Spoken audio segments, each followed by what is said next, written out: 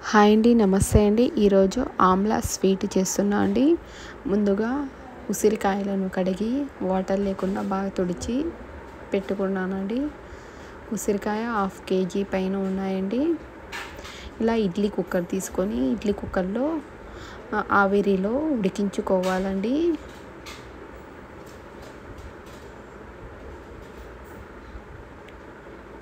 ఆవిరిలో ఉడికించుకోవాలండి. ఒక 10 to 12 నిమిషాల వరకు ఉడికించుకోవాలండి ఇడ్లీ కుక్కర్లో. ఇప్పుడు ఉడకాయలేవని ఇప్పుడు చూస్తున్నా అండి. ఇలా ఉడికింటే ఇలా పీసెస్ వచ్చేస్తాయండి. ఇవి ఉడికించినవి ఒక ప్లేట్లో తీసుకోవాలండి. చల్లార్చిన తర్వాత ఇలా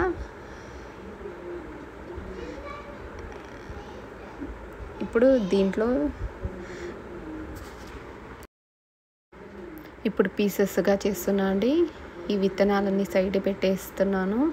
ఇలా పీసెస్గా వస్తున్నాయండి.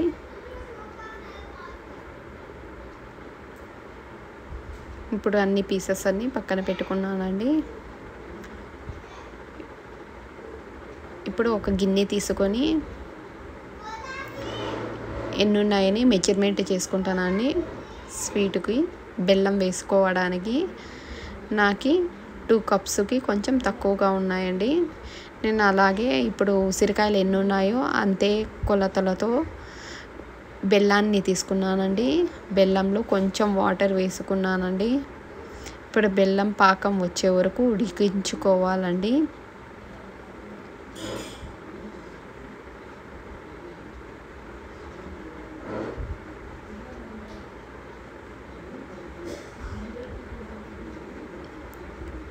ఇప్పుడు ఉడికించినప్పుడు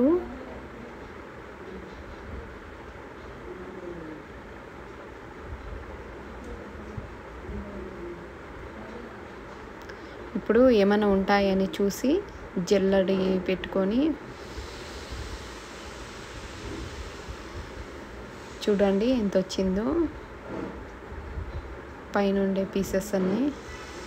ఇప్పుడు మళ్ళీ అదే వాటర్లో తీసుకొని క్లీన్ చేసుకున్నానండి ఆ కడాయిని. దాంట్లో మళ్ళీ పాకం వేసుకున్నానండి. ఆ తర్వాత ఉసిరికాయలన్నీ వేసుకున్నానండి.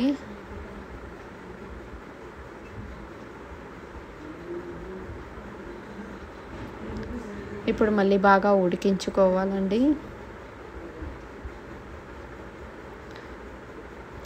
తీగ పాకం వచ్చే వరకు ఉడికించుకోవాలండి ఉసిరికాయలను.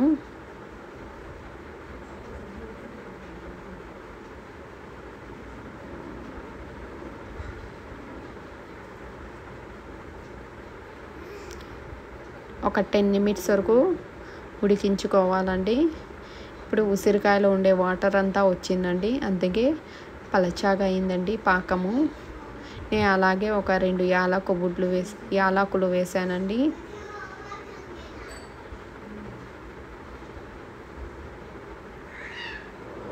కొంచెం నిమ్మకాయ పిండుకున్నానండి.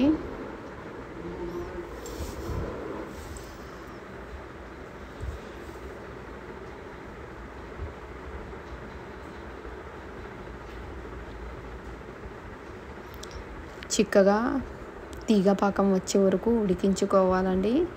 ఉసిరికాయలో ఉండే వాటర్ అంతా వచ్చేస్తుందండి. ఒక ప్లేట్ తీసుకొని వాటర్లో ఇప్పుడు పాకాన్ని వేసుకున్నానండి. కొంచెం తీగ పాకం వచ్చే వరకు ఉడికించుకోవాలండి ఉసిరికాయలను. అంతే అండి, సింపుల్గా ఆమ్లా స్వీట్ రెడీ అండి. ఇప్పుడు చల్లార్చిన తర్వాత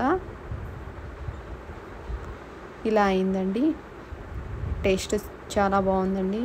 ప్లీజ్ లైక్ చేయండి, షేర్ చేయండి, కామెంట్ చేయండి. బయట పెట్టినా ఏమీ కాదండి. ఇది ఉసిరికాయలను సింపుల్గా ఆమ్లా స్వీట్ రెడీ అండి. Thank you.